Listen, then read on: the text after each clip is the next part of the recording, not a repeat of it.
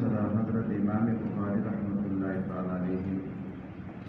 لیدا اللہ جل شانہ د عبادت او د بندګۍ نه هم نه غافل شوی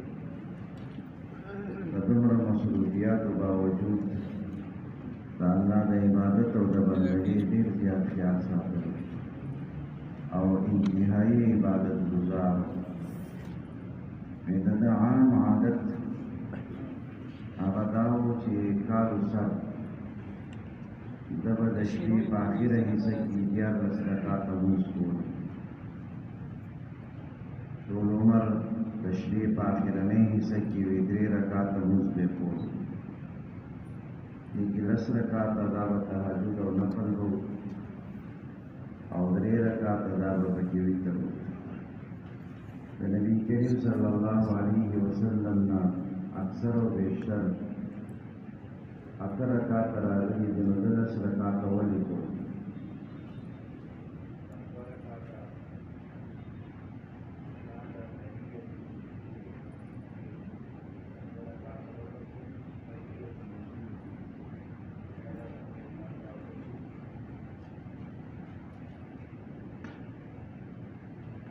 ډېر خوځې راخوځې مه کوئ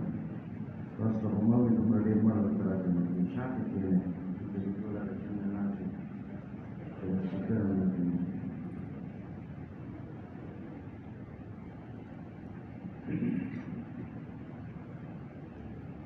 نو دا 2 رکعاته په 2 رکعاتو باندې زیاتې کېدل د دې وجه هغه تحیت الوضو ځکه د اودس انسان کې دا د الله جل شانه د طرف نه په ده باندې یو ډېر احسان دی نو د دې شکریه دا ده چې یو 2 رکعاته لمونځ ورپسې په دې اودس باندې وکړه نو 2 رکعاته به اولا د تحیت الوضو په نیت وکړل او باقي رکعاتونه هغه به تهجد کول او 3 رکعاته دا به وتر کول خو چې کله به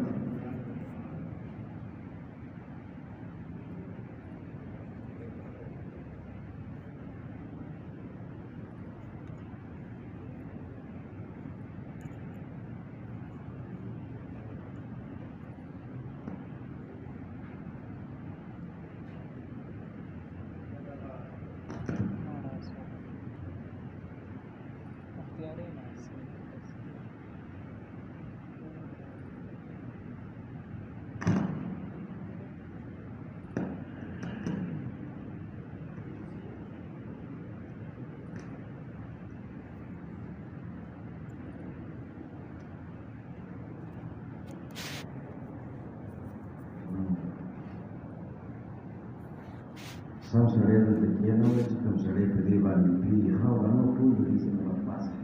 ټول نه په اخره کې کېنئ چې ما ته مخ کړه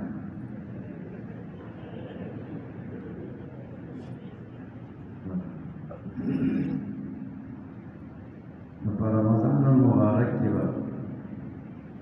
د حضرت امام بخاری رحمت الله تعالی علیه په دې عباداتو کې به اضافه وشوه او هغه اضافه به په دې طریقې سره وکوله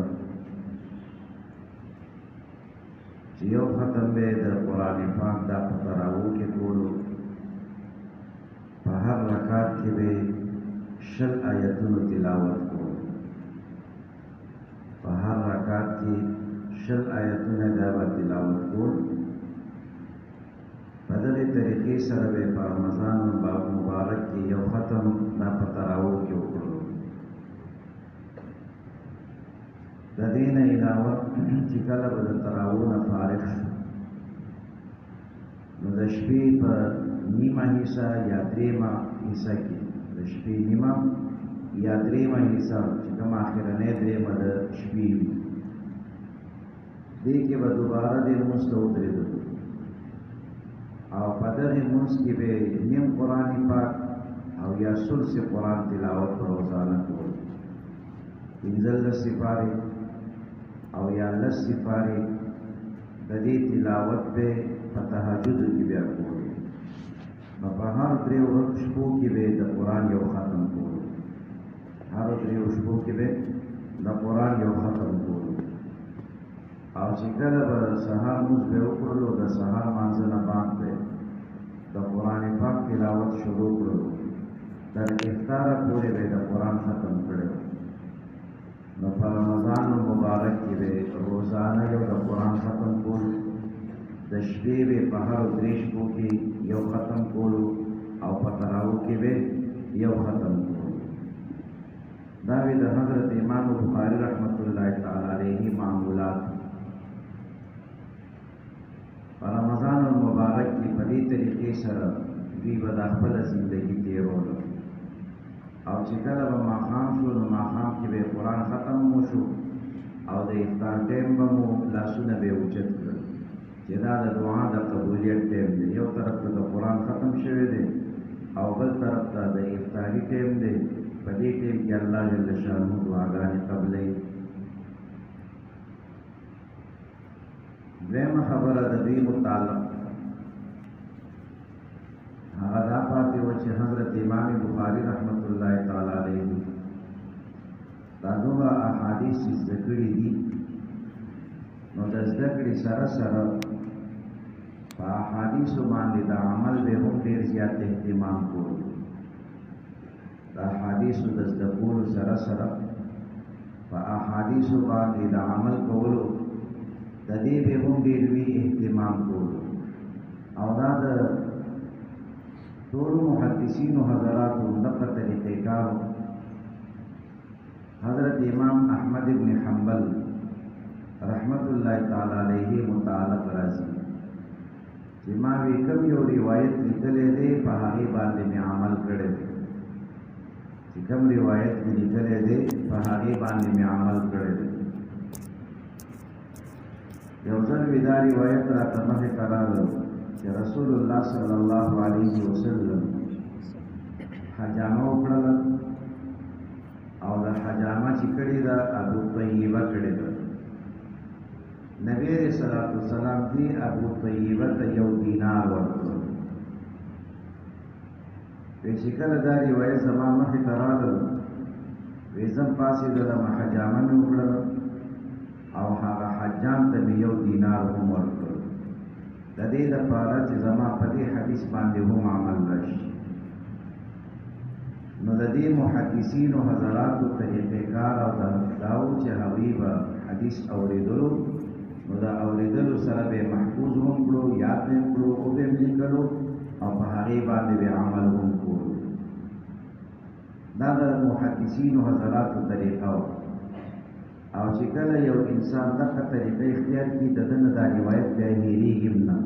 دا درته یاد دي ځکه عمل یې پرې وکړو. یو سړی یو شی عمل کې راشي نو هغه د انسان نه بیا نه هېرېږي. نو حضرت امام بخاري رحمت الله تعالی علیه هم دغه طریقه وه چې هغوی کله به یو روایت د دوی مخې ته راتلو او دا روایت به محفوظ کولو هم او د محفوظ کولو سره سره دی به په دغې روایت باندې عمل هم کولو. نو دا زمونږ مشران دي، موږ به هم دغه طریقې اختیار په دغې طریقې به زندګي تېرو. زمونږ اکثر ملګري د قرآن تلاوت دې ته بلکل توجه نه کوي. ډېر ملګري به دا شیان وي چې ټول هغه کې کال کې د قرآن ختم نه کوي. تراویح خاص هم دوی نه کوي، سنت دي ټول د پکول والا ملګري چې دا تراویح خو به دا نشته دی، په د دې ضرورت نشته. دا کله نبي علیه السلام کړي، ډېر پکې تراویح نه کوي. او که څوک یې کوي هغه بیا د قرآن ختم نه کوي،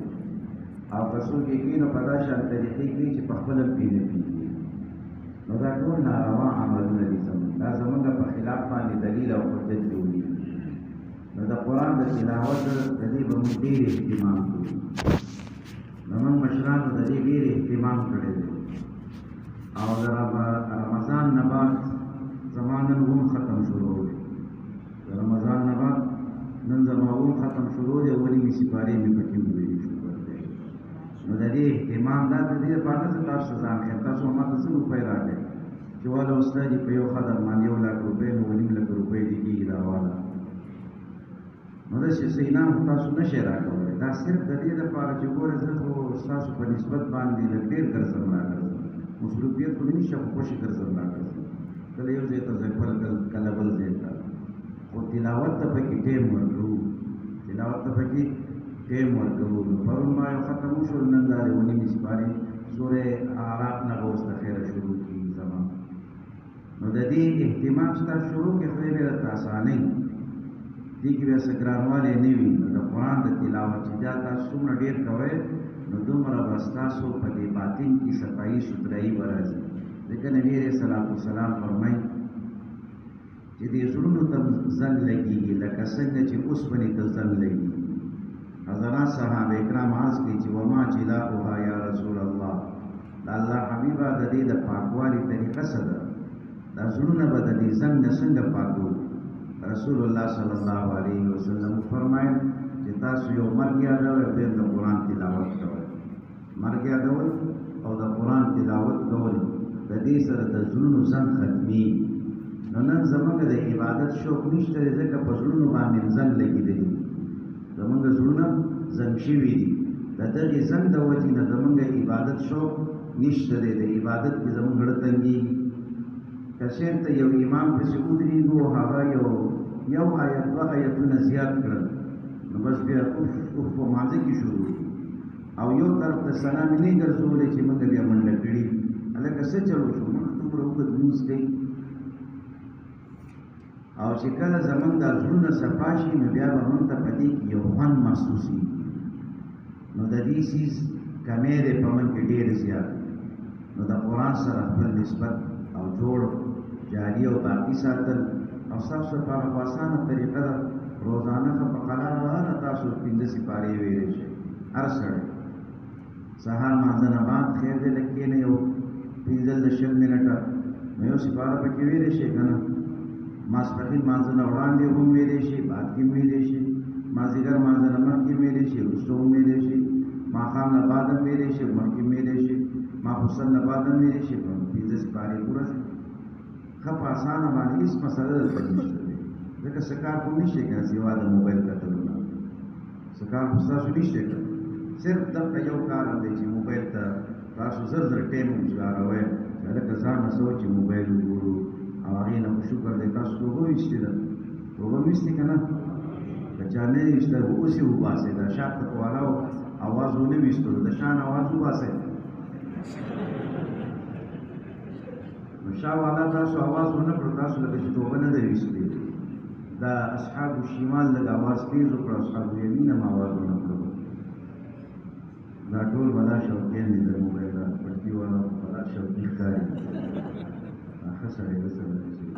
بل هغه والا نمبر والا موبایل هم درسره نشته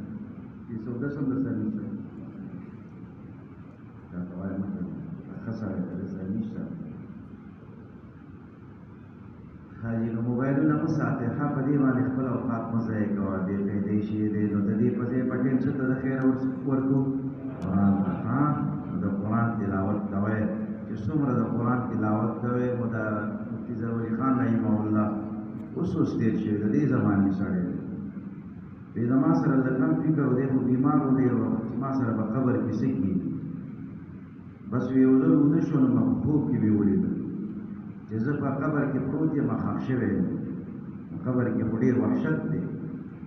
او ډېره سختي ده نو په دې قبر کې زه ډېر په پریشانۍ په حالت کې یم دغې پریشانۍ حالت کې ما ته وي منکر نکیر هم راغله چې منکر نکیر راغله دې دوران کې یو دوه ښکلي شکلونو والا هغه ما ته په دې قبر کې راښکاره شول یو مې خپو ته او بل مې سر ته یو خپو طرف ته بل سر طرف ته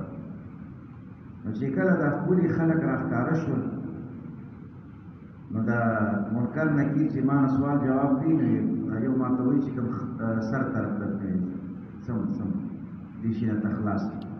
بس وی راکړه کاغذ وی کاغذ یې ترې راواخیستلو او زر زر ورته 3 واړه جوابونه ولیکلو یې ځای نو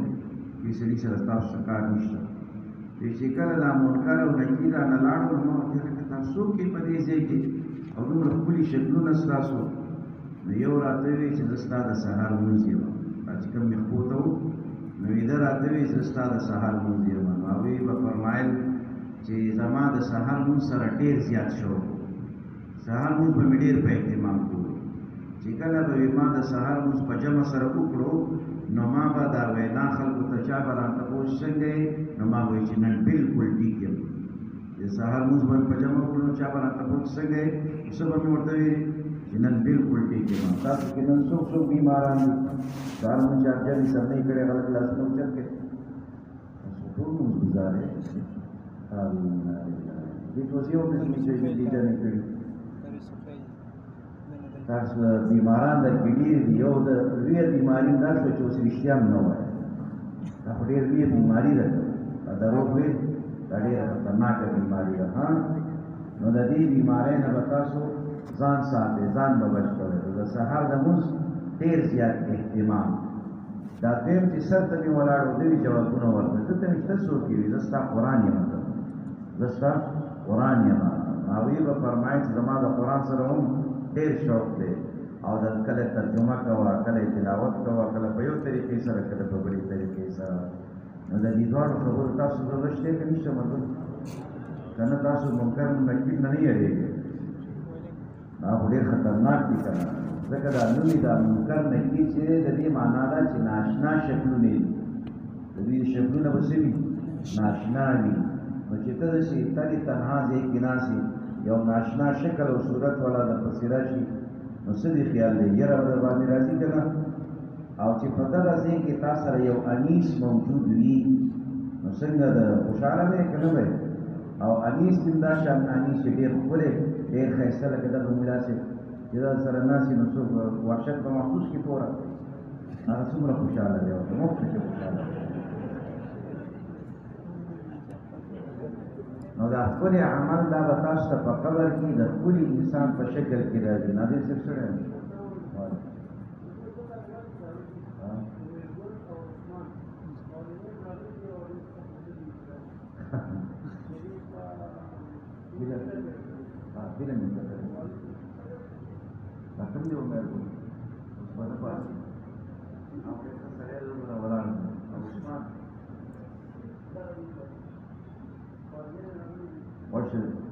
وګونه پې ونیسئ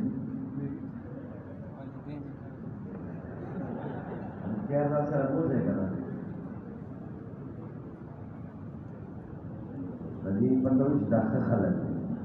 دا چې کوم 24 ګنټې ورانې مرانې کوي د هغوی څوک تپوس نه کوي که زما خوشي ګرځي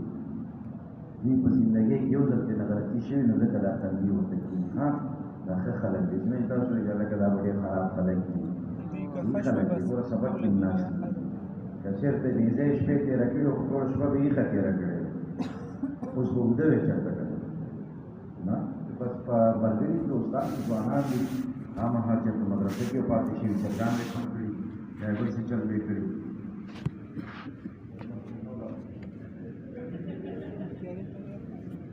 اکثر ورته څه راشي نو ملګری شته دی نو ما ډېر زر کمرې ته کېږي ملګرو ته وایي راځئ نن در باندې چیرې خورم هغه د لنګر چیرې مې پورته کړي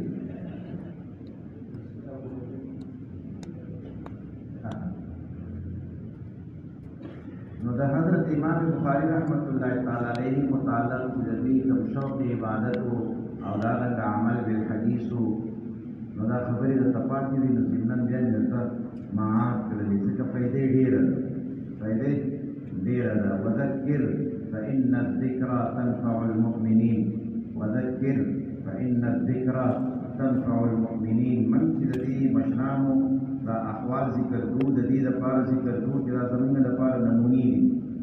لقد كان لكم فيهم أسوة حسنة دا زموږ لپاره ښکلې نمونې دي د دوی چې کومه زندګي ده د دوی په شان زندګي به موږ اختیاروو الله به موږ ته هم دغه شان عزتونه راکوي لکه څنګه چې الله دوی ته ورکړي وو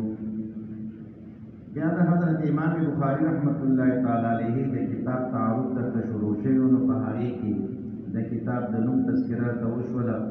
چې د دې نوم څه دی او بیا د دغې قیوداتو وجند ته ذکر شوی وي چې دا بیوتات پکې ولې ذکر شوی دي. دویمه مسله ته ذکر شوی وه چې وجه د تعلیق سبب د تعلیق څه نو دو وجوهان ته سبب د تعلیق هم درته ذکر شوي یاد هم دي که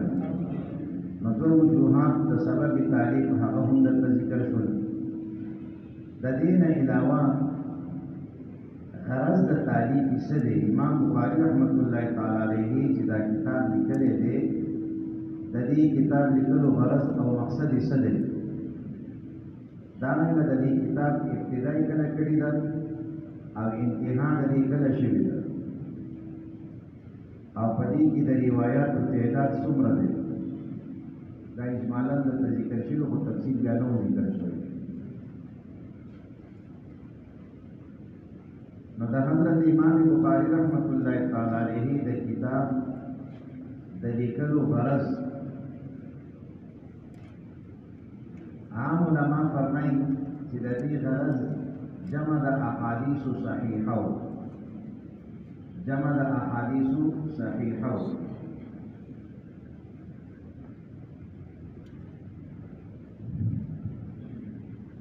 امام نووي رحمه الله فرمایي چې د حضرت امام بخاري رحمت الله تعالی علیه مقصد او غرض چې څنګه جمع د احادیث صحیحه ده د دې تعریف نه دارنګه د مقصد او غرض استنباط د مسائل فقهیه هم ده استنباط د مسائل فقهیه هم ده چې دې جمع د احادیث صحیحه هم کوي او د دې سره سره بیان د مسائل فقهیه هم درته کوي.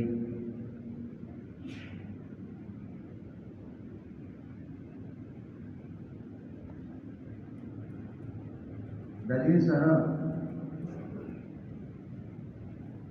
د بیان د مسائل فقهیه یو کو استنباط شو.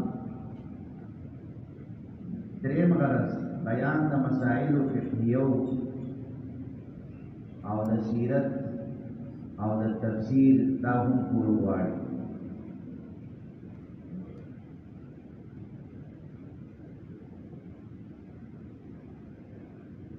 بیان د مسائل فقهیه بیان د سیرت او دارنګه تفسیر د دې بیان هم درته کوي. و اصل غرض د دوه لکه څنګه چې د امام مسلم رحمت الله تعالی علیه هغه جمع د احادیث صحیحه و. دا نور دوه خبرې چې استنباط د مسائل فقهیه او بیان د مسائل فقهیه بیان د سیرت بیان د تفسیر نو دا ورسره ضمني خبرې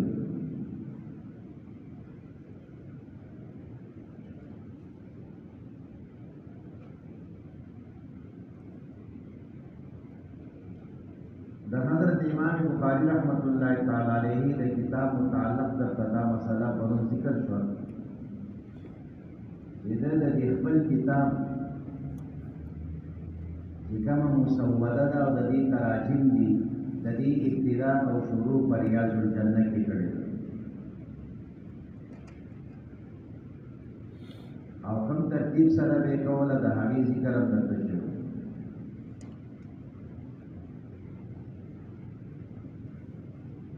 دین قول د علماء دا دی چې امام بخاری رحمه الله د خپل کتاب ابتدا او شروع دا په حرم مکی کې کړی دی. نو په ظاهر د دوه اقوالو کې تعارض ښکارېږي. یو قول د هغې نه دا معلومیږي چې د کتاب ابتدا او شروع په ریاض الجنه کې شوي هغه مدینه طیبه کې. دیم قول چې نه په حرم مکی کې دا خو په مکه مکرمه کې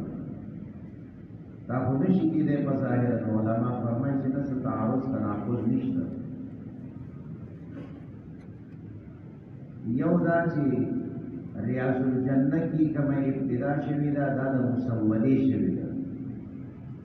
په تاسو چې دلته کې کوم لیکل کوئ نو هغه په رف لیکل دي څه وی لیکي رف لیکل نو هغه مسوده ده بیا وروسته د دې صفایي کېږي ترتیب ورته ورکولی کېږي عنوان ورکولی کېږي او ښایسته لیکلی کېږي دې ته تبییض ویلی کېږي تبییض نو مسوده دا په ریاض الجنه کې تیاره کړې ده او بیا تبییض یې په حرم مکی کې کړی دی یو دویم علما تطبیق په دې طریقې سره ذکر دی یو په دې کتاب تراجیم دي د دې ابتدا او شروع په ریاض الجنه کې کړی ده یو د دې تراجیم په ځای کې احادیث ذکر کول دي او د احادیثو د تذکر ابتدای په حرم مکی کې کړی ده د تراجیم د لیکلو ابتدا او شروع دا په حرم مدنی او په ریاض الجنه کې کړی ده او بیا د دې په ځای کې د احادیثو د لیکلو د دې ابتدا او شروع د په حرم مکی کې کړی ده ابتدا د دې کتاب کله شوې ده او انتهای کله شوې ده زمون علما حضرات دا فرمایي چې چېرته په کوم کتاب کې د دې خبرې ذکر نه دی راغلی صراحتا امام بخاري رحمت الله تعالی علیه د دې خپل کتاب شروع کله کړی ده او انتهای کله کړی ده خو شیخ زکریا رحمه الله هغوی فرمایي چې زما په نیز باندې د دې کتاب د تصنیف او د تالیف ابتدا دا په 219 هجري کې شوې ده په 219 هجري کې د دې ابتدا او د دې شروع شوې ده او په 14 کالو کې دا کتاب لیکل شوی دی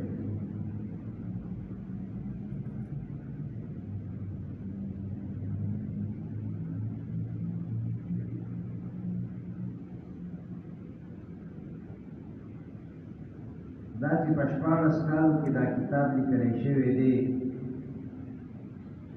د دې ابتدا د 219 هجري نه وشوه او په 223 هجري کې ویدا کړل شوی دی 223 هجري کې 233 هجري کې دا کړل شوی دی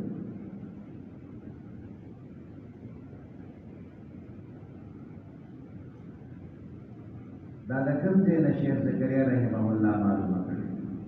نو فرمایي چې دا خبره خو متفق ده چې د دې کتاب په راجمع کولو کې 14 کاله امام بخاري رحمه الله لګولي دي او چې کله دا کتاب پوره کړلو نو د پوره کولو نه بعد یو درې لوی مشایخو ته دا کتاب پیش کړلو دوی شخصیات لوی مشایخ دي لکه امام احمد بن حنبل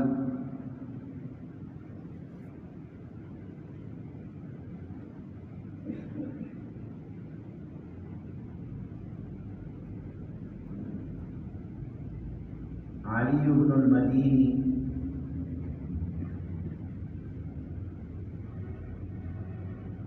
او امام یحیی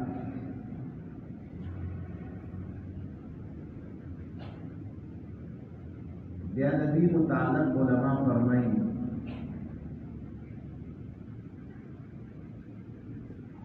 چې د امام یحیی رحمه الله وفات په 233 هجري کې شوه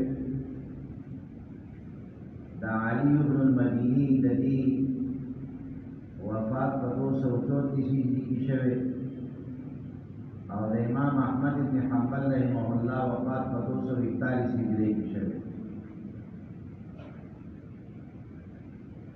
او دا خبره وی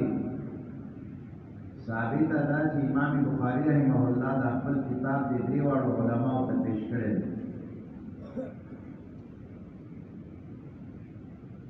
او چې یحیی رحمه الله دې په 233 هجري کې وفات شوی دی نو ظاهره دا ده چې د دې نه وړاندې دا کتاب پوره شوی نو چې چې کله دا کتاب پوره شوی دی نو 217 هجری نه وړاندې 217 هجری نه وړاندې مخکې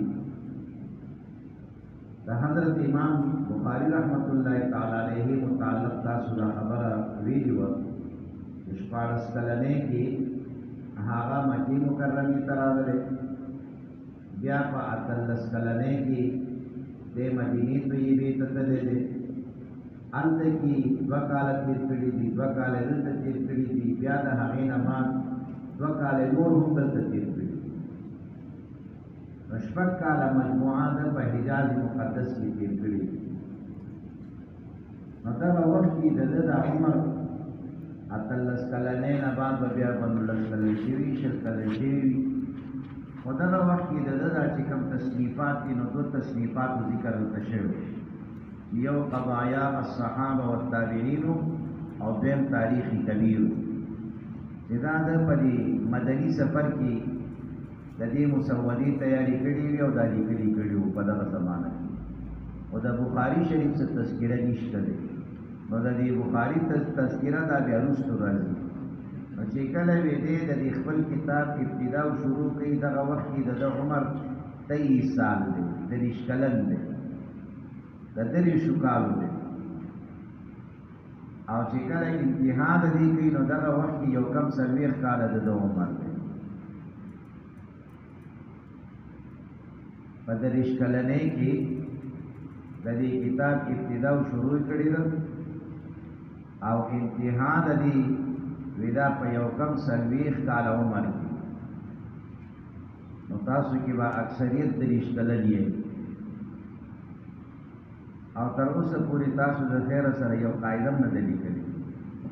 تر اوسه پوری مو یو قاعده نه دلی سره د دې نه چې د لیکلو ټول اسباب شته هیڅ قسمه کمی نشته دی او که کمی دی هغه د توفیق دی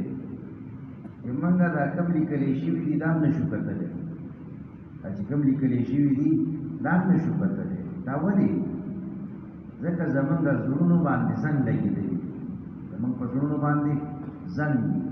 دغې طرف ته زمونږ میلان نه پیدا کېږي زمونږ شوق دې طرف ته نه پیدا کېږي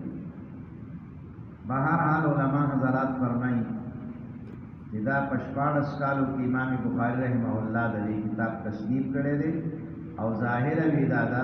چې دا د 219 هجری نه د دې ابتدا شوې ده او په 233 هجری کې دا کتاب سرته رسېدلی دی ځکه چې د دریو علماو باندې د خپل کتاب پیش کړی دی او د دې ټول کتاب تحسین ورته کړی دی او سیوا د 4 روایتونو نه هغه 4 روایتونو کې امام بخاري رحمه الله د خپل مشایخو سره بحث کړی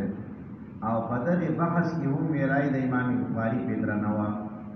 رائے د امام بخاري رحمه الله دا ور باندې درنه وه غالب و د رائے ور باندې لکه امام محمد رحمه الله ته امام ابو یوسف رحمه الله وی چې مرګري اتا چې کوم علم زمانہ زده کړی دی د امام ابو حنیفه د امام ابو حنیفه رحمت الله تعالی علیه علم چې مان دې کوم زده کړی دی د دې شو کلمات په یو کتابي شکل کې ولیکل نو هغه ورته دا ټول چې څومره علوم یو هغه ورته ولیکل او د جامع صغیر په نوم باندې دا چې کوم کتاب دی د امام محمد رحمه الله دغه ورته ولیکل چې کله دا ولیکل ورته راوړل استاد چې وګورته ډیر زیات خوشاله شو دا لکه ناشنا شاګرد دی چې سمې ورته ویلي دا راته لیکلي دي او بیا په دې کې یو مسلو کې ورسره اختلاف چې دا مسله داسې ما درته نه وویلې امام محمد رحمه الله ډېر زیات ذهین و ډېر زیات ذهین و چې یو سړی په یو هفته کې ټول قرآن یادوي ذهین به وي که نه نو په یو هفته کې هغه ټول قرآن یاد کړی نو دې امام محمد رحمه الله چې د استاد دا خبره واورېدله خوښې نه شو چې استاد جي ما ته یې دغه شان ویلي وو چې څنګه ما لیکلي او زه په صحیح یم او ستا دا خبره صحیح نه ده اوس خو دې هم لوی سړی شوی نو بیا خفه شو د خپل استاد امام ابو یوسف رحمه الله نه خفه شولو بهر حال دی مشرانو کې دا خبرې موجودې وي چې دوی به د خپل کتابونه چې څه کارنامه به وکړله خپلو استادانو ته به بیا پیش کوله او استادانو به بیا د هغوی سره مناقشه پکې کوله او استاد به چې کله مطمئن شو د خپل قول نه به رجوع هم ترې نه کوله. نو دلته کې هم یې دغې استادانو درې واړو د ده تحسین وکړلو، شابسې او آفرین یې ورته وویل چې د نر بچې ډېر ښایسته لیکلي کړي دي. او یو څلور روایتونو کې ورسره بحث یې ورسره کړی، خو په هغې کې د امام بخاري رحمه الله دا رایې دا مې ورباندې غالبه وه. په دې کتاب کې امام بخاري رحمت الله تعالی علیه څومره روایات را جمع کړي دي. نو دې کې د علماو اقوال مختلف راغلي دي. علامه ابن صلاح رحمه الله هغوی فرمایي چې په دې کتاب کې سره د مکرراتو ټول روایات هغه 2215 7275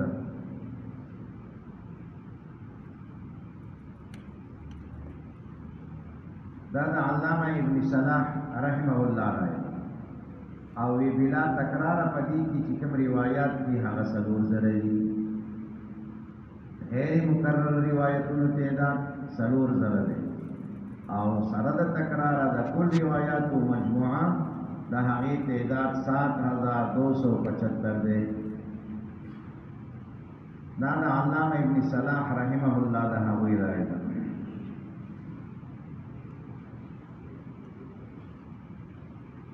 بیا ورپسې حافظ ابن حجر رحمه الله صاحب د فتح الباری د دې علماو دا اقوال را نقل کړي دي او په یو قول باندې رد کړی دی چې دا قول هم ضعیف دی، دا هم ضعیف دی، دا هم ضعیف دی، بیا د خپل حساب لګولی. نو دې فرمایي چې په دې بخاري شریف کې مرفوع روایات سره د مکررات هغه 7397 دا تعداد دی د مرفوع روایاتو سره د تکرار.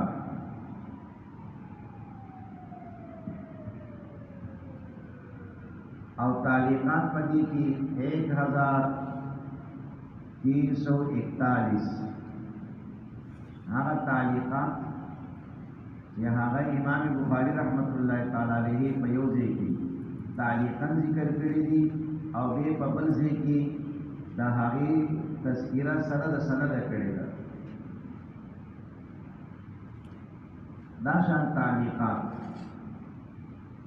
دا 1341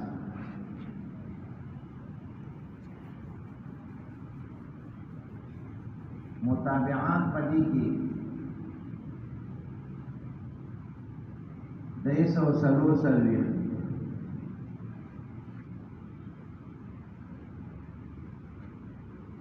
نو د دې ټول مجموعه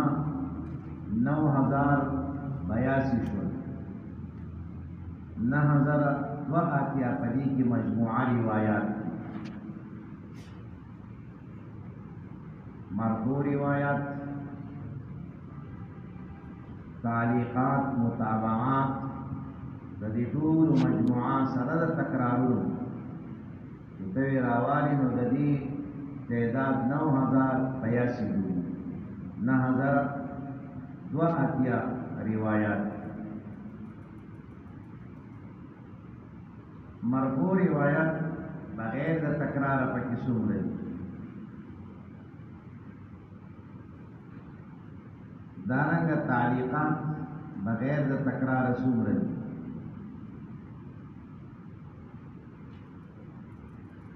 مرفوع روایات بغیر د تکرار نه ابن حجر رحمه الله فرمایي په دې کې 2602 دا د مرفوع روایاتو غیر مقرره و تعداد دے پا بخاری کی نو کل روایات مرفوعہ بغیر دا تکرارنا پا بخاری شریف کی 2600 او دولی دا علامہ ابن حجر رحمہ اللہ دا حاوی دا شمیر مطابق او تعلیقات یوصل یو کم شپیتر یوصل یو کم شپیتر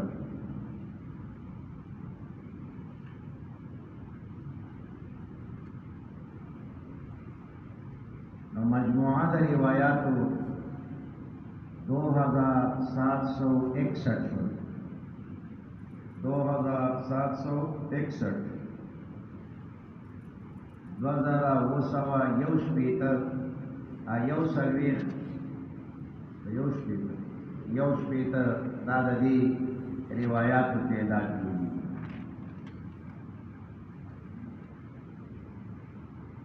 نو غیر مکرر روایات پدی کی 2000 یو شپیتر او سرد مکرراتو 9000 او 2 دا پدی کی روایات راغلی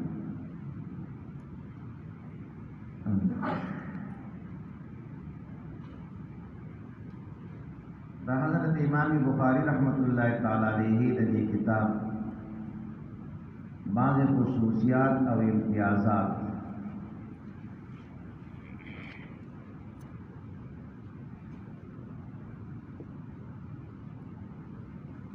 دا امام بخاری رحمت اللہ تعالی علیہ پا خصوصیات و پا امتیازات اولنے خصوصیت علماء دا تراجم ذکر کی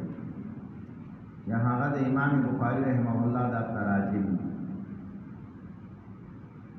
دا چکم انداز دے پدی عنواناتو کی پدی تراجمو کی دا دیر ناشنا انداز دے او دا امام بخاری رحمہ اللہ دا تراجمو متعلق دا علماء دا قول دا نقل دے چی فقہ البخاری کی تراجمی فقہ البخاری کی تراجمی بیادی فقہ البخاری کی تراجمی دو معناگان علماء ذکر دے یو مطلب تدید آدے کہ کتب واڑی کی دا امام بخاری رحمت اللہ تعالی علیہ فقاحت معلوم دی کہ دے سمر جور نظر لری پدی فقہ کی دا دے استنباط و استخراج طریقہ معلوم کی نو دا تراجمنا معلوم تھا نو کدا امام بخاری رحمت اللہ تعالی علیہ دقت النظر معلوم اول واڑی دا حوی باریک بینی معلوم اول غواړي دا پدی تراجمو کی لغور و فکر و سوچو کا دویمہ معنی دا دی علماء دا ذکر دی کہ کشر تتر رائے دا حضرت امام بخاری رحمت اللہ تعالی علیہ معلوم اول غواړي کہ پدی مسئلہ کی بد امام بخاری سے برائی سیوی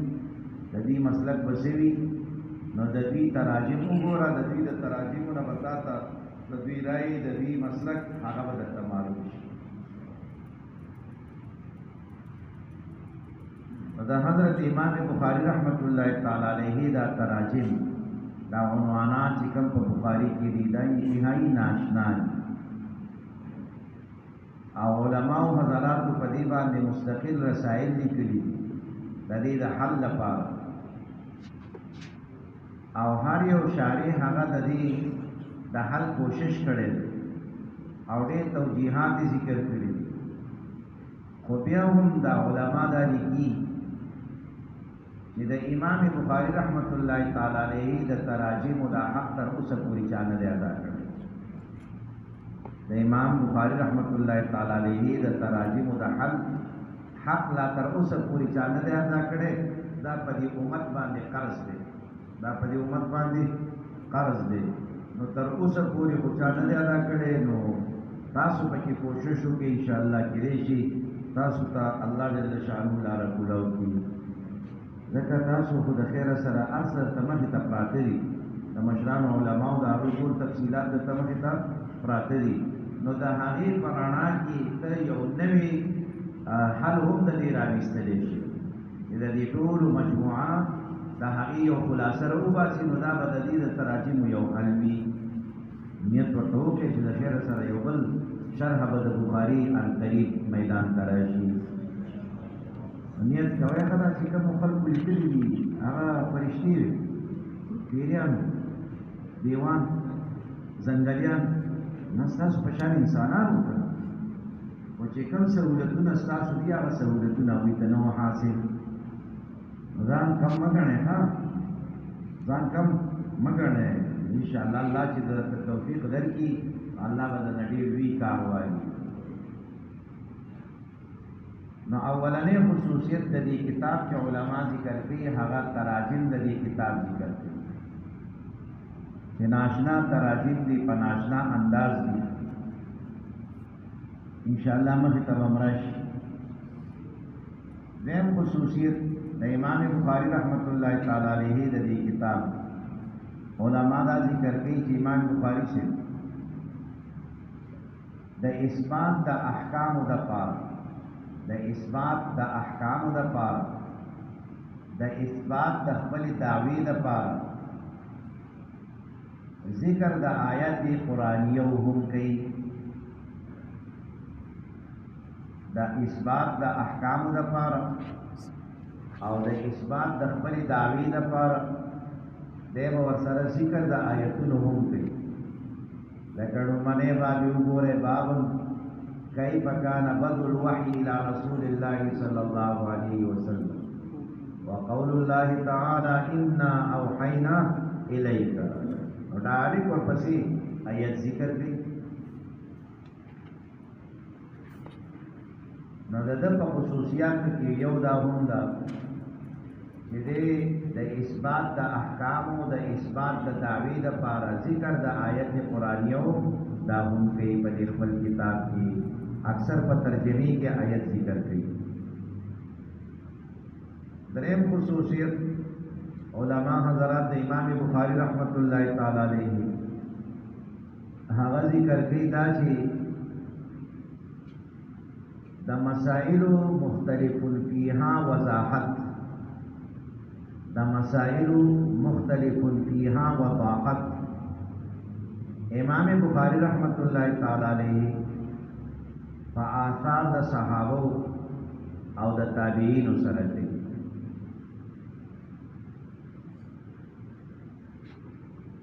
وضاحت د مسائل مختلف فيها کوم مسائلو کې اختلاف دی د دې د وضاحت لپاره امام بخاری رحمت الله تعالی علیه ذکر د آثار د صحابه او د تابعین ودرته کوي چې په امت کې یو مسله کې اختلاف دی نو دې د دې یو مسلې د حل لپاره ذکر د قول د صحابي بدتو کی ذکر د قول د تابعی بدتو کی چې مرګري اختلاف مکوه دی پلانکی سے دا خبر دا شان کړي دا او دی پلانکی تابعی دا خبر دا شان کړي دا نو دا بار د حل د مسائل مختلف فيها دی ذکر د آثار د صحابه او د تابعین د تکي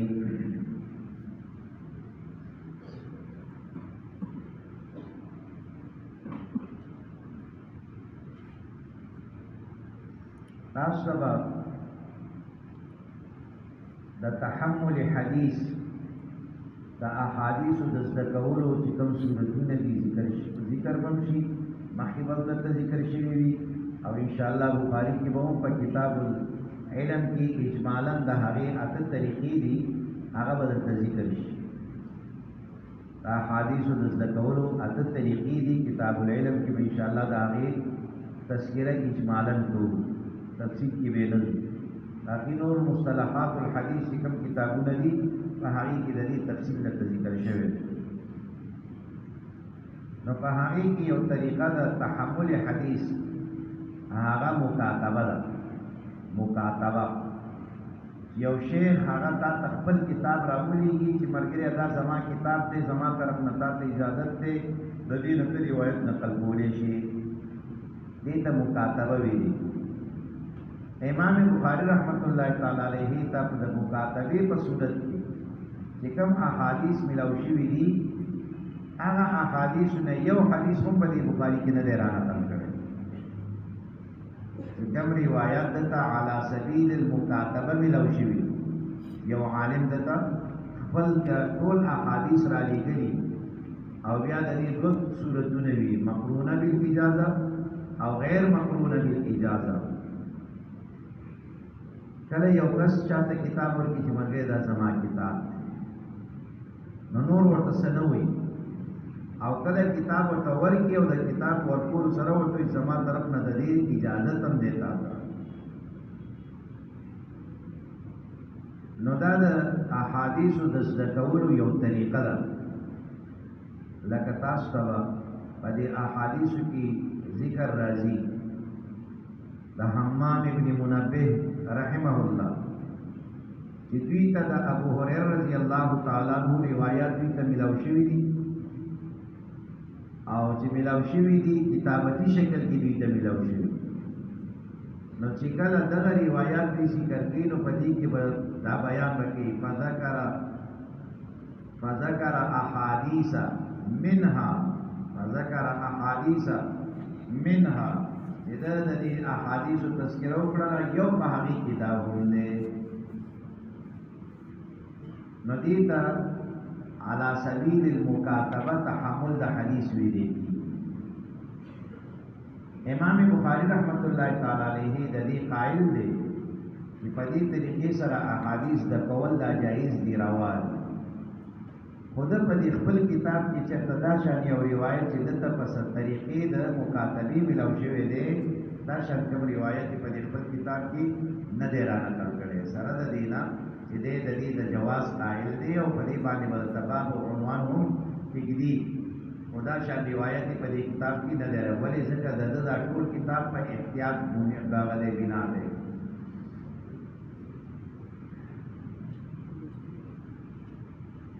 دارنگا حضرت امام بخاری رحمت اللہ تعالی علیہ ددی پہ امتیازات و خصوصیات کے علماء یوداہوں ذکر گئی. امام بخاری رحمت اللہ تعالی علیہ بدت بیان در بدء الحکم کئی، بدء الحکم لکہ عنوان بدت کی دی بدء الحیض زنانوں کی دا حیض بیماری سنگر آگلے. دارنگا بدء الاذان شروع د اذان دا څنګه شوی ده، بدء الوحی نو دې بیان د ابتدا د حکم په هم درته کوي.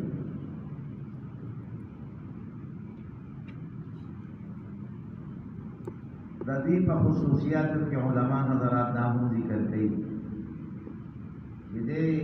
براعت اختتام طرف ته به هم درته اشاره کوي. براعت اختتام چې کله یو کتاب ختمیږي د کتاب په آخره کې به دا شان یو لفظ راوړي چې د هغې نه به تا ته پته لګېږي چې هلکه دا شی ختم شو. دلالت به په انتها او په اختتام باندې کوي. نو عام شارحین حضرات فرمایي چې دی به د دې کتاب ختمېدو طرف ته په دې لفظ کې درته اشاره کوي. او شیخ زکریا رحمه الله فرمایي چې څنګه دی د کتاب ختمېدو طرف ته اشاره کوي دغه شان دی بستا د زندګۍ ختمېدو طرف ته هم تا ته تنبیه کوي. ګوره یو ټیم دا شانو چې تا د دې کتاب په ابتدا کې وي شروع کې وي دا د ویرو ویرو ویرو نن دا د انتها ته راورسېدلې دا کتاب دې ختم کړو. چې څنګه دا کتاب ختم شو یو ورځ ستا د دې زندګۍ کتاب به هم بند شي، یو ورځ به ستا د دې زندګۍ کتاب به هم بند شي. نو شیخ زکریا رحمه الله فرمایي چې څنګه دې اشاره کول غواړي د کتاب ختمېدو ته نو دا شان ستا د زندګۍ ختمېدو طرف ته هم یې په دې کې اشاره ده چې ځان تیار ساته دا زندګي دې د همیشه دپاره نه ده. نو د دې یو یو لمحه ستا دپاره قیمتي ده چې دا د ضایع نه شي. دارنګه د دې کتاب په خصوصیاتو کې یو اهم خصوصیت هغه د بخاري شوی دي ثلاثیات دي. د د بخاری شریف ثلاثیات دي چې د امام بخاری رحمت الله تعالی علیه او د نبی علیہ الصلوۃ والسلام په منځ کې درې واسطې راغلي یو واسطه د صحابي بل د تابعي بل د تبع تابعي دا شان روایات ته ثلاثیات ویل او په بخاری شریف کې ثلاثیات هغه دوه وشتي په بخاری شریف کې چې کوم ثلاثیات دي دا غي تعداد دوه وشتي او په ابن ماجه کې ثلاثیات هغه 15 دي په ابن ماجه کې 15 ثلاثیات دي او په بخاری شریف کې دا دوه ثلاثیات دي بیا په دې دوه وشتو کې هم علما دا فرمایي چې دې کې دا شل ثلاثیات چې امام بخاری رحمت الله تعالی علیه دا کتاب ور باندې ډېر خوري شوی دی دا د احناف علماء په واسطه سره دا د تر رسیدلی دي ځکه د امام ابو حنیفه رحمت الله تعالی علیه دا هغه اکثر روایت سنایات دي اکثر روایت سری سنایات دي چې د امام ابو حنیفه او د نبی رسول الله صلی الله علیه وسلم په منځ کې دوه واسطې د صحابي او د تابعي د صحابي او د تابعي او ډېر کم پکې ثلاثیات ډېر لږ پکې ثلاثیات نو دلته کې هم چې دا دوه ثلاثیات دي نو د دې متعلق علماء لیکي چې په دې کې اکثر چې امام بخاری سے تر رسیدلي دي د احناف علماء په واسطه سره لکه د مکی ابن ابراهیم رحمه الله تذکرہ شوی دا کلک حنفی عالم دی او اکثر روایات چې ثلاثیات دي امام بخاری سے تجرا رسیدلي هغه د مکی ابن ابراهیم په واسطه سره رسیدلي